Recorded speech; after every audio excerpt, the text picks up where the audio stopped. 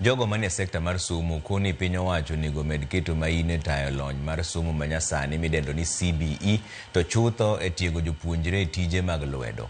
Gikoni kata obedo ni migawo mar somo osegoyo okang' e chenro ma kamano, dwaro pod nitiere mar chuogo kuonde tiegruok midendo ni resource centers e kaontis duto ma pacho ka. Joja oko gi ler mar wachni.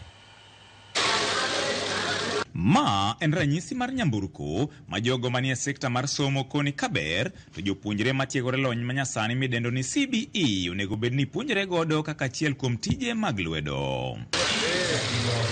Jata tije e kituo mar Gravity CBE Resource Center koni midhiero mantiere en ni gik maket kod mago podi poko chwale sikunde mag junior sekondar gino makidek kelo pek ne jopuonjre go kosego okang' mar dhi e sekondar mamalo. Like now, one of the learning areas in senior school is power mechanics.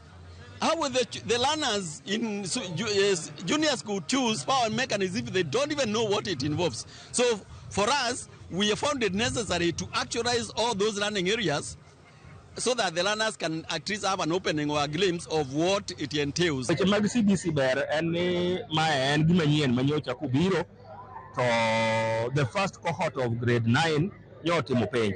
Omiyo wan gi expectation ni next year gik moko biro maber nikech koro gitieko the primary section. Nikech ne watimo grade 9 ang'e ni research kowuok maber koro kanye kama pathways biro chakre mondo nyathi ong'e nang'o madang' otim e class mane kochako grade 10.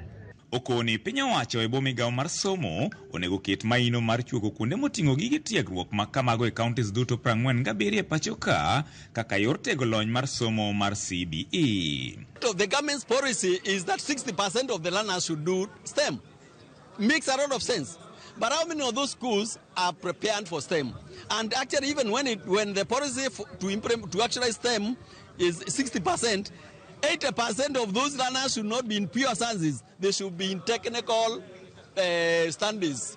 And that is where a learning area like power mechanics comes in. That's where an area like electricity comes in. Kata kamano, okanga gikoni dhi nyime mar neno ni jopuonjre go yudo lony makare to chutho motenore e yore mag mbui, chenro mabende geto jopuonj mapok otegno e weche makamago. We are aware of the trends of the young people and what they need, and we are trying as much as possible to meet that gap with them, so that when we mount these programs, it is something that is a perfect fit for the young people, for the JSS, for the senior secondary school. Like for this period, we don't want them to stay idle. We want them to take these courses, take meta courses, take ICDL courses, take courses that are generative AI right now. In University of Kenya, one of the courses mar dupuonj go nego beni koro ng'eyo mondo ging'e ni sani koro we are moving from weche moko mag otas gi chok kane to sani wadhi digital. Emomiyo wan ka kendo amor jopuonj osebedo kabiro kane wagindikore ka nikech wan somo marwa en watime mana online throughout. Onge sama ibede class ineno japuonj class. Magi timore seche gi mar riwruok jopuonj ma Kepsha bende dwani piny owacho chop singo mar chwalo moko kuom jopuonj e ngas mamalo ka moko kuom jopuonj bende koro koni gigeto winjo gimomiyo jotend riwruoge mag jopuonj mag NAT kod KUPPET ne oketo kokgi e winjruok mar daro gi kuwuok e okumba mar thieth mar Minet nyaka e mano mar SHA. We met His Excellency the President sometimes back. And one of our demands or requests, His Excellency the President, was on promotion of our teachers.